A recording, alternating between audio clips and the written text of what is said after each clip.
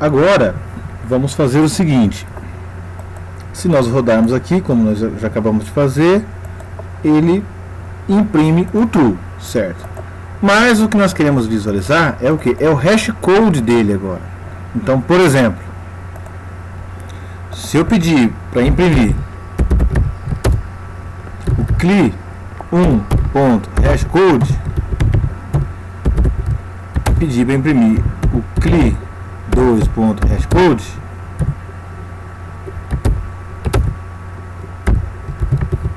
o que nós temos? Vamos imprimir. Perceba, o hashcode do primeiro é esse número, que começa com 69 e termina com 43. E do segundo, começa com 20 e termina com 50. Se nós rodarmos de novo, perceba o seguinte. Rodamos. Perceba que o hashcode, ele não é um número aleatório que ele vai gerando para o objeto. Existe uma fórmula, existe um algoritmo, uma fórmula para gerar esse número. Entende? Então, o que nós estamos querendo dizer aqui é o seguinte. Perceba que o hashcode ficou independente da situação ou do estado do objeto. Então, olha só, perceba que os objetos eles estão com o mesmo estado, eles estão idênticos. Porém, o hashcode ele foi gerado de forma diferente.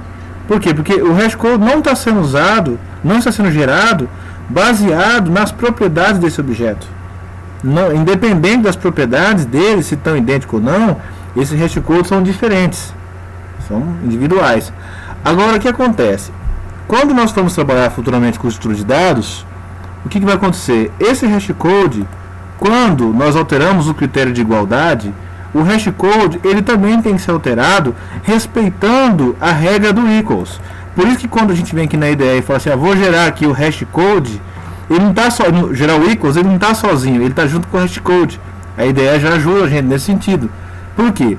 Porque já é uma regra. Se eu altero o equals, quando essas propriedades, as propriedades que eu utilizo para definir o novo critério de igualdade, também devem ser utilizadas para que eu gere um código de hash para ele, hashcode. Então, isso quer dizer o seguinte, que se o RG for 999888, eu gerar um hashcode, deixa eu voltar aqui a minha implementação padrão que nós utilizamos, que a própria IDE gerou para nós, tá? Como que funciona essa implementação? Ela é uma fórmula, né, que ela pega um número 31, número inicial, e um resultado igual a 1. Só duas atribuições aqui. Esse primeiro valor é um final, porque é uma constante, ele é imutável. Esse resultado não, ele vai ser alterado. Então ele começa com 1 e ele multiplica 31 vezes 1 mais... Se o CPF for igual a nulo, ele retorna 0. Isso aqui, se isso aqui for verdade, então, ponto de interrogação, então acontece isso. Se não, acontece isso aqui. Isso aqui é um if ternário, né? É como se fosse um if. If seria a mesma coisa disso aqui, if tal coisa, então retorne 0. Se não, é como se fosse isso daqui, Se não, retorne o hashcode do CPF. É como se fosse assim, tá? Só para não vou ficar procurando corrigir aqui a sintaxe, porque eu tenho que colocar essa soma fora, tal, fazer os tratamentos. Só para você entender a didática, né? Então, esse aqui é uma forma diferente de fazer um if.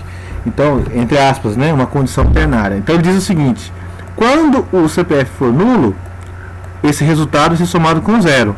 Quando o CPF não for nulo, esse resultado vai ser somado, né, a multiplicação vezes o resultado vai ser somado com o CPF.hashcode. O que é o CPF hashcode? Já é um número que vai ser gerado baseado na implementação hashcode da string. Então perceba que o CPF ele é uma string. Esse é hashcode. Esse é o hashcode da string. Então se a gente observar isso aqui, é a classe string que já tem o algoritmo dela, a fórmula dela para me devolver um código. Entendeu? Eu vou usar isso aqui pronto para gerar o meu. Então não me preocupe com isso.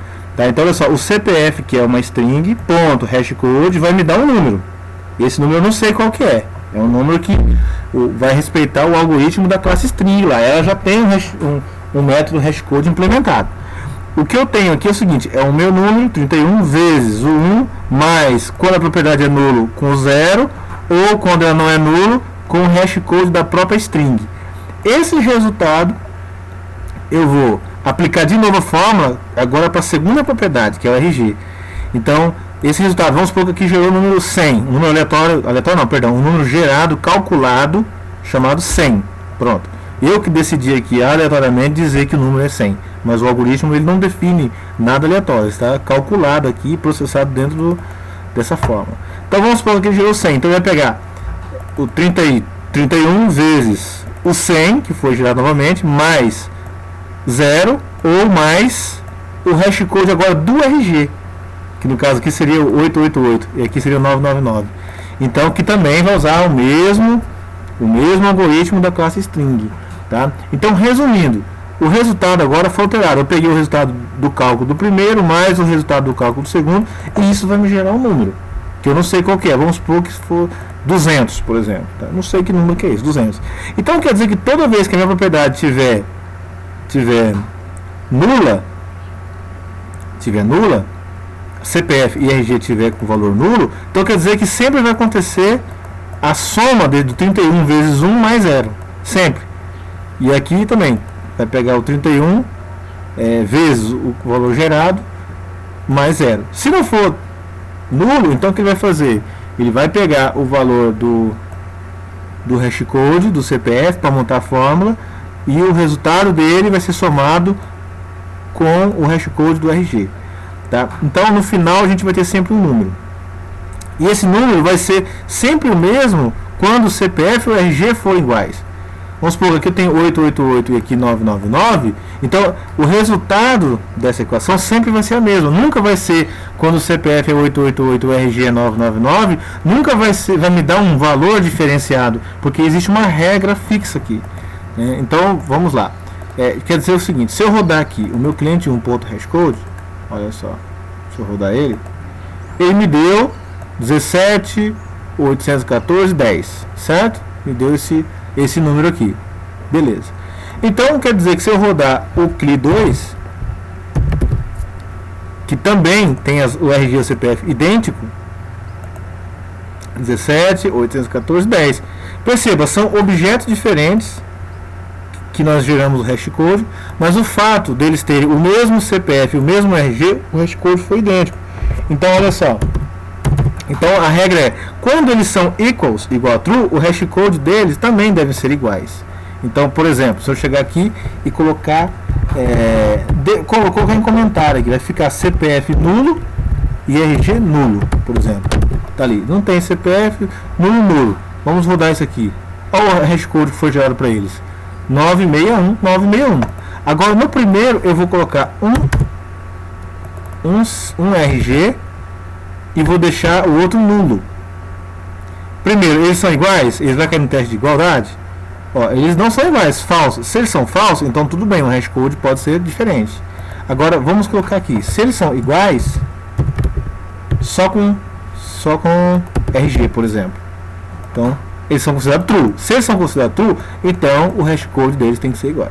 Então toda vez que você fala, não, vou sobrescrever o equals, então você já sobrescreve também o hashcode, obedecendo essa regrinha simples. Quando o equals é true, o hashcode também tem que ser igual. E quando o equals é falso, o hashcode é diferente. Isso nós vamos estudar mais para frente em estrutura de dados, que ele vai utilizar esse hashcode para armazenar objetos em uma estrutura de dados onde não aceita elementos duplicados. Então ele vai utilizar esse hashcode para saber se o elemento está armazenado ou não dentro de uma coleção de dados. Mas isso não é o momento para estudar isso.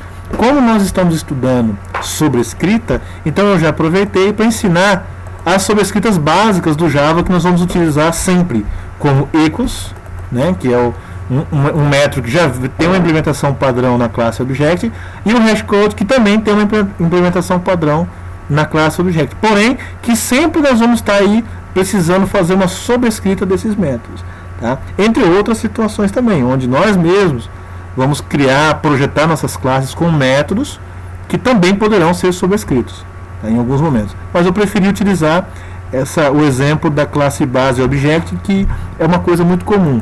É tão comum que já existe até na IDE um gerador aqui de sobrescrita para hashcode equals, um gerador de sobrescrita para toString. Então nós vamos usar muito isso aqui, tá ok? Então, para esse momento, nós temos que entender isso, né? Então, só recapitulando como foi o processo de geração desse hashcode, desse equals, basta virmos aqui no menu e escolhermos, ó, eu quero gerar um hashcode equals, baseado em quais propriedades.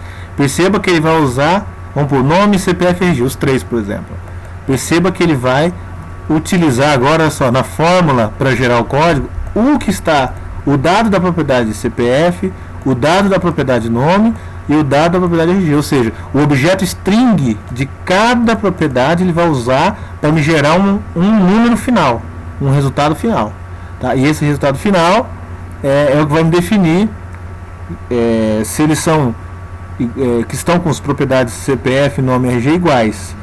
Então o equals define se eles são iguais e o hashcode garante que toda vez que eles são iguais, que esse método passa no true, resulta true, esse result também será idêntico, né? Então perceba que as três propriedades usadas no hashcode também são as três propriedades utilizadas no equals, tá ok? Então preste bem atenção nesse detalhe aí, tá? Então a partir de agora, quando nós quisermos tratar objetos, critérios de igualdade de objetos, né? Quando que um objeto é igual ao outro, então a gente simplesmente vai sobrescrever a classe equals para definir equals e hashcode para definir a igualdade desses objetos pelo estado do objeto e não pela posição de memória do objeto, tá? Então o hashcode equals serve para isso, para definir igualdade do objeto com relação ao seu estado, ou seja, objetos que têm os mesmos valores em suas propriedades vão ser considerados iguais em algumas propriedades ou em todas, você que vai definir,